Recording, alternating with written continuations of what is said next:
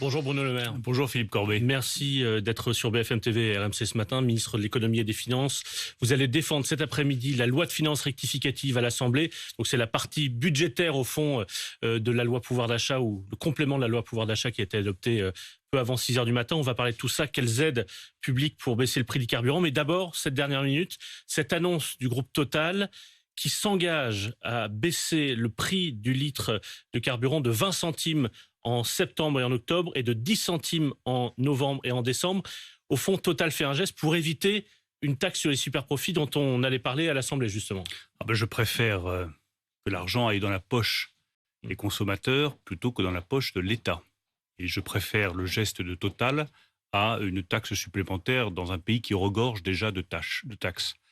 Donc je salue la décision de Total. Je pense que c'est une décision juste. Vous avez mis une grosse pression sur Total depuis plusieurs semaines. Il y a eu une négociation intense qui a été menée pour arriver à cette décision qui est, je le redis, une décision juste, une décision forte et une décision bonne pour les consommateurs. J'ai aussi écouté la majorité. On est en discussion depuis plusieurs jours. Je vois bien que, y compris dans la majorité, certains disaient il faut que Total rende une partie de ses bénéfices aux consommateurs. Au nom de la justice sociale, par exemple. Au nom, mais bien sûr, je comprends parfaitement ce raisonnement.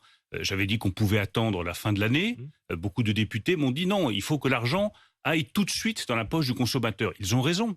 Donc nous avons ouvert des discussions intenses avec Total, des discussions constructives pour faire comprendre. Non, pas compliqué. C'est des décisions qui sont toujours difficiles à prendre pour une entreprise.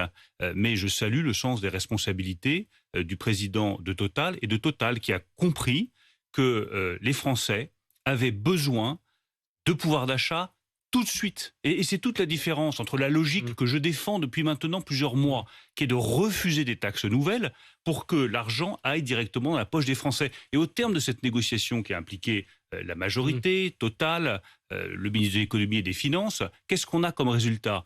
Au lieu de pouvoir afficher une énième nouvelle taxe, qui est le réflexe pavlovien systématique que l'on a, qui ne rapporte rien à nos compatriotes, vous avez 20 centimes d'euros de baisse du prix à la pompe à partir du 1er septembre, qui sera renouvelé en octobre, puis en novembre, puis en décembre, et ce sera du pouvoir d'achat directement pour nos compatriotes. Donc je pense que notre méthode, reposant sur la négociation, la discussion avec les entreprises, pour les mettre face à leurs responsabilités et éviter des taxes, est une méthode qui est meilleure pour nos compatriotes. Et en même temps, quand on regarde dans le détail, je suis certain que des députés d'UNIPES vont faire leur compte, vont dire, au fond, ça coûte combien un Total ? Quelques centaines de millions d'euros, 200, 300, peut-être 400 millions d'euros. Ils ont fait 5 milliards de bénéfices rien qu'au premier trimestre avec la flambée des prix de l'énergie. Ils feront peut-être plusieurs dizaines de milliards de bénéfices pour l'année 2022. Au fond, ça n'est pas grand-chose, ça pourrait être davantage. Et une taxe sur les superprofits rapporterait davantage. Oui, mais la NUPES est championne pour comparer des choses qui ne sont pas comparables. Pas comparer les profits que fait Total à l'étranger, qui sont légitimement perçus dans les pays producteurs, et les bénéfices que fait Total sur ses activités de raffinage. Total a 5 raffineries en France. Ces raffineries sont structurellement déficitaires. Je rappelle qu'elles représentent des milliers d'emplois, des emplois industriels, des sites industriels. Et puis l'année où ils gagnent de l'argent, on leur dit il faut tout vous prendre. Là, nous préférons dire pas tout, cette mais année un peu plus. Mais cette année, en 2023, il y a eu des bénéfices qui ont été faits sur les activités de raffinage de Total en France. Nous avons demandé à Total de rendre ces bénéfices aux consommateurs qui souffrent de la flambée des prix de l'essence. Le résultat est là et les chiffres sont parfaitement comparables. C'est-à-dire que ce que rend Total est très significatif par rapport aux bénéfices qu'il a pu faire cette année et uniquement cette année sur ses activités de raffinage. Et de manière plus générale, Philippe Corbet, il y a quand même une escroquerie intellectuelle totale de la part de la NUPES sur cette idée de taxe sur les super profits. Il n'y a pas que la NUPES qui a défendu, le RN aussi et quelques députés de la majorité. Vous savez, le détail est dans les mots et la politique, ce sont les mots. Taxe sur les super profits. Je n'aime ni le premier mot, ni le second. Le premier parce que je n'aime pas les taxes et que j'en ai assez que mon pays soit le champion du monde des taxes et qu'à chaque fois qu'il y a une difficulté, on répond une taxe, un impôt, un prélèvement obligatoire. Moi, je dis à tous les responsables politiques, un peu d'imagination. Essayons d'avoir un peu d'imagination, c'est ce que nous faisons. Et quant aux super profits, deuxième escroquerie intellectuelle, il y a quelques entreprises, c'est vrai, dans le domaine de l'énergie, dans le domaine du raffinage, dans le domaine du transport maritime, qui ont fait des profits importants. Mais Philippe Corbet, l'immense majorité des entrepreneurs qui nous écoutent, vous pensez que l'entrepreneur de bâtiment qui nous écoute, de travaux publics qui nous écoute, il a fait des super profits? Lui, il a des matières premières qui augmentent, il a du mal à recruter de la main-d'œuvre, il est en difficulté, il souffre aussi de l'inflation. Alors arrêtons avec ces escroqueries intellectuelles, regardons la réalité en face. Il y a quelques entreprises qui ont fait des bénéfices, elles le redistribuent. Total comme CMA-CGM, dont je salue aussi la décision. Oui, et puis de l'autre, il y a l'immense majorité des petites entreprises qui, elles, souffrent autant que vous et que moi de l'inflation. Puisque j'ouvre une parenthèse, donc CMA-CGM, qui est le troisième armateur mondial qui est français basé à Marseille, va baisser de 750 € le prix des conteneurs pour les importations et exportations vers la France métropolitaine et l'outre-mer. Non seulement pour les grands groupes, mais aussi pour des PME. Bien sûr, c'était aussi double... le même effort de pression sur la CMA-CGM. Mais CMA-CGM, le profiteur de crise. CMA-CGM. Mais évitons ces raccourcis, ces mots. A utilisé le mot un peu brutaux. Moi, je vais vous dire, CMA-CGM, c'est une très belle entreprise française. Total, c'est une très belle entreprise française. Et moi, je défends les intérêts de la France et les intérêts des entreprises françaises. Et là aussi, j'ai poussé un coup de gueule contre tous ceux qui n'ont que la taxe comme solution à nos problèmes. J'ai aussi poussé un coup de gueule contre tous ceux qui systématiquement attaquent les intérêts économiques français. Mais nos entreprises, c'est des emplois, c'est de la richesse, c'est de la prospérité pour le pays. Je reviens à CMA-CGM. CMA-CGM avait fait un premier geste, comme Total. J'ai dit à Total comme à CMA-CGM, votre premier geste est insuffisant. Vous devez faire plus. CMA-CGM comme Total m'ont écouté. Total avec cette remise massive dont la singularité qu'elle va toucher toutes les stations-service, pas uniquement les stations-service sur autoroute, toutes les stations-service. Les 3500 stations-service de Total, pas uniquement les 120 sur autoroute, mais dans les zones rurales, dans les endroits les plus reculés, il y aura cette remise de 20 centimes d'euros. Quant à CMA-CGM, c'était 500 € de remise uniquement sur un certain nombre d'activités économiques. Ce sera 750 € de remise pour tous les containers à l'import et à l'export pour toutes les entreprises, PME comprises. Je rebondis sur ce que vous disiez, Bruno Le Maire, il y a un instant sur la gauche et le manque d'imagination, selon vous, de ceux qui imaginent des taxes face aux super profits. Et regardez, la France n'est pas un pays isolé. Il y a d'autres pays européens qui l'ont fait, notamment le Royaume-Uni. On ne peut pas dire que le gouvernement britannique soit un repère de gauchistes obsédés par les augmentations d'impôts. Mais il y a deux différences. C'est un gouvernement conservateur qui se bat pour baisser les impôts. Je vous remercie, vous me permettez de rappeler deux évidences. C'est que d'abord, le Royaume-Uni est un pays producteur de pétrole, ce qui n'est pas le cas de la France qui extrait à l'extérieur. Donc les profits ne sont pas faits en France, ils sont faits à l'extérieur de la France. Là aussi, regardons la réalité en face plutôt que de se bercer d'illusions, de grands mots et de grandes déclarations. Puis la deuxième différence, que je ne cesserai de rappeler, c'est que la France continue à avoir le niveau de prélèvement obligatoire, malgré les baisses d'impôts que nous avons engagées avec le président de la République, parmi les plus élevés de tous les pays développés. Donc quand on a une pression fiscale aussi forte, on n'augmente pas la pression fiscale comme le propose la France insoumise, on la diminue. Et je le redis, je préfère 1000 fois de l'argent pour les Français à une taxe pour le trésor public. Alors Bruno Le Maire, on va continuer à parler du carburant dans la loi de finances rectificative qui va être en discussion maintenant à l'Assemblée, donc notamment le financement d'un certain nombre de mesures pouvoir d'achat. Pour résumer, pour être explicateur et auditeur, parce que c'est pas simple. Bon courage. Alors, résumer, c'est pas ça. Ce qui était prévu, ou plutôt votre projet au départ, c'était une mesure carburant plus ciblée qui aurait pris le relais de la ristourne à 18 centimes. Bon, ça c'était votre projet au départ, notamment pour les plus modestes. Mais vous n'avez pas la majorité. Donc vous négociez avec LR, qui était parti sur une position assez dure au départ, d'un litre à 1,50. Vous discutez depuis plusieurs jours pour trouver un point de convergence, et l'idée qui se dessine, et dites-nous si c'est ça qui se dessine, c'est une ristourne prolongée jusqu'à la fin de l'année, et qui irait au-delà de 18 centimes. Alors, comme on dit en bon français, to make a long story short. Résumons une longue histoire, moi, c'est ça. Je veux améliorer la vie de nos compatriotes, la vie quotidienne. C'est tout. Tout le reste, je vais vous dire, pour moi, est secondaire. J'ai des compatriotes. Nous avons tous devant nous des salariés qui ne peuvent pas se rendre sur le lieu de travail parce que ça coûte trop cher. Nous avons des alternants qui ont 20 ans et qui ne peuvent pas aller sur leur lieu de travail parce que le carburant est trop élevé. Nous avons des infirmières à domicile qui ne peuvent plus faire leur métier parce que le carburant est trop cher. Donc moi, j'ai qu'un seul objectif, c'est que leur vie soit plus facile, que leur vie soit plus douce et qu'ils ne soient pas cette angoisse d'aller faire le plein en disant ça coûte trop cher. Dans ce cadre-là, tout le monde est d'accord là-dessus. Oui, mais il y a une deuxième chose que je rajoute, c'est que j'ai une enveloppe pour faire ça de 4,4 milliards d'euros. Et cette enveloppe, je ne veux pas la dépasser parce que je pense qu'elle est raisonnable et qu'il faut aussi faire attention dans les conditions de financement nouvelles à nos finances publiques. Dans ce cadre-là, moi, je suis prêt à regarder toutes les options. Les Républicains nous disent qu'il faut aller plus loin. Votre remise à 18 centimes d'euros n'est pas suffisante. Il faut l'augmenter. Je suis prêt à regarder cela. Jusqu'à où, Et 25 centimes, 30 on va en centimes discuter à l'Assemblée nationale, mais je le dis, si certains, les Républicains ou d'autres, veulent augmenter la remise de 18 centimes d'euros qu'ils trouvent insuffisante, nous pouvons augmenter cette remise, quitte à renoncer à d'autres aspects de notre projet pour rester dans l'enveloppe de 4,4 milliards d'euros. Il y a un amendement des Républicains qui propose une remise à 40 centimes. Mais je ne vais pas discuter sur le plateau de BFM les amendements parlementaires. Et je dis simplement que notre cadre est très simple. Je pense que si 40 centimes, vous l'aviez en tête, vous nous diriez c'est une bonne piste. Je vous dis simplement que nous sommes prêts à relever la remise de 18 centimes d'euros pour tenir compte des attentes des parlementaires qui nous disent qu'il faut faire plus. Donc pour la prolonger jusqu'à la fin de l'année, par exemple. Il y a une question de prolongation, il y a une question de montant de cette remise. Du moment que ça reste dans cette enveloppe, tout est regardable du moment qu'on reste dans une enveloppe budgétaire qui est responsable. Mais si certains estiment qu'à partir du moment où Total a aussi fait un geste, qu'à la rentrée, tout est toujours plus difficile, qu'on a des dépenses à la rentrée, il faut acheter les cahiers des enfants, les fournitures scolaires, la chaudière au fioul pour beaucoup de familles. Il y a toujours des dépenses supplémentaires. Si certains estiment que pour soulager nos compatriotes, il est préférable d'augmenter la remise dès le mois de septembre, qui s'ajoutera à la remise qui est faite par Total, je suis ouvert à cette proposition. Pour bien comprendre, parce que vous parliez d'une enveloppe que vous ne voulez pas dépasser, ça remplacerait votre idée de départ qui était une indemnité carburant travailleur. C'est pas l'un et l'autre. Je reste très attaché à ce qu'on fasse un effort particulier pour ceux qui travaillent, pour ceux qui sont obligés de prendre leur voiture pour les plus modestes, pour aller travailler, et pour les plus modestes. Mais Elisabeth Borne a fait une annonce majeure ce matin.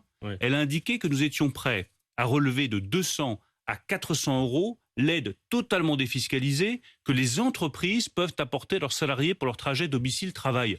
Je pense que ça répond parfaitement à notre volonté d'aider en particulier tous ceux qui travaillent. Vous voyez, si vous combinez l'ensemble, et ce qui m'intéresse là-dedans, c'est la méthode.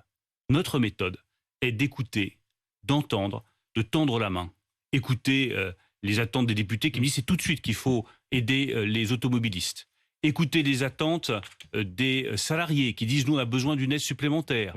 Écoutez aussi les entreprises pour voir ce qu'elles peuvent faire. Et quand on se rassemble tous, on trouve les meilleures solutions. Nous pouvons donc avoir, au terme de la discussion que nous aurons dans quelques jours, une remise carburant plus élevée, avec un soutien des entreprises, en particulier Total, et un soutien particulier à ceux qui travaillent, parce que nous y tenons beaucoup avec la Première ministre, grâce au doublement de 200 à 400 euros de l'aide des entreprises défiscalisées. Alors, autre sujet de vie quotidienne, Bruno Le Maire, dans cette discussion sur le pouvoir d'achat, les tickets restaurants. Ça concerne environ 5 millions de salariés. Il y a des députés de gauche et de droite qui souhaitent augmenter la valeur, ou en tout cas que les entreprises puissent augmenter la valeur jusqu'à 15 euros par ticket restaurant. Aujourd'hui, c'est 11,38 euros au maximum. Pourquoi est-ce que le gouvernement n'y est pas favorable ? Moi, je suis prêt parce que tout ce qui a un coût budgétaire important, je le regarde avec beaucoup de circonspection. C'est normal, les taux d'intérêt remontent. Chacun voit bien que partout en Europe, la situation financière est différente. Nous faisons attention à chaque euro que nous dépensons. Et nous pensons d'abord à nos compatriotes, à la vie quotidienne. Un certain nombre de députés de droite comme de gauche. Comme de gauche. On ne regarde pas uniquement d'un côté de l'hémicycle. Me disent qu'il faut relever le plafond parce que, de 19 à 25 euros. Vous savez le nombre de familles qui finissent le mois pour aller refaire la course avec des tickets restaurants. Je le sais bien, ça ne m'a pas échappé. Et je vous redis que moi, dans ces temps qui sont difficiles pour des millions de nos compatriotes, je n'ai qu'une seule ligne de conduite, leur faciliter la vie, leur rendre la vie moins chère, moins coûteuse. Donc je suis prêt à augmenter la valeur des tickets restaurants de 19 à 25 euros. Sur le plafond qu'on pourrait utiliser le ticket restaurant jusqu'à 25 centimes. Vous pourriez utiliser le ticket restaurant jusqu'à 25 euros. C'est une proposition qui est faite par des députés, aussi bien les Républicains que socialistes ou écologistes. Je trouve que c'est une bonne proposition. C'est pas moi qui ai forcément eu cette idée-là. C'est une idée qui m'a été proposée. Elle est bonne. Je la prends. Bruno Le Maire, il y a quelques instants, vous disiez que vous avez une nouvelle méthode, écouter, tendre la main. On a quand même vu dans ces 4 jours de discussion à l'Assemblée un ton assez dur du gouvernement, y compris de vous-même, dans les discussions sur cette première partie du paquet pouvoir d'achat. Par exemple, l'autre jour, Sandrine Rousseau présentait les propositions écolo sur le pouvoir d'achat. Vous lui avez répondu sur un ton un peu dur. L'apocalypse ne fait pas un projet pour la nation française. L'apocalypse, c'est pas une caricature aussi, alors que vous dites compromis. Vous n'avez pas écouté les propos au préalable de Sandrine Rousseau, mais qui était aussi assez vive. Et écouter, c'est pas se faire marcher sur les pieds. C'est aussi simple que ça. L'écoute demande le respect des autres. Donc, il ne s'agit pas de se laisser marcher sur les pieds avec des propos qui parfois sont excessifs. Et je souhaite que nos débats ne soient pas marqués par des propos excessifs, mais par des propos mesurés. Et écouter, ce n'est pas renoncer à ses convictions. c'est essayer d'enrichir ses convictions avec les propositions des autres. Mais regardez, je l'ai fait sur les carburants, en tenant notre ligne, pas de taxes. Mais le résultat, il est là. Mais regardez, une meilleure situation pour les Français, des carburants moins chers pour les Français. Le gouvernement dit tenir sa ligne. Compromis. Et quels sont les compromis qui ont été tentés avec la gauche? À part ce soutien du gouvernement à un amendement sur l'huile de friture dans les moteurs diesel, la gauche n'a pas obtenu grand-chose comme compromis dans cette discussion. Je suis pas d'accord. L'allocation adulte handicapé, la déconjugalisation, c'était l'annonce du candidat Macron. Ça avait été refusé pendant longtemps. On a écouté, nous l'avons accepté. Le relèvement du plafond du ticket restaurant de 19 à 25 euros, ça ne vient pas des bancs de la droite.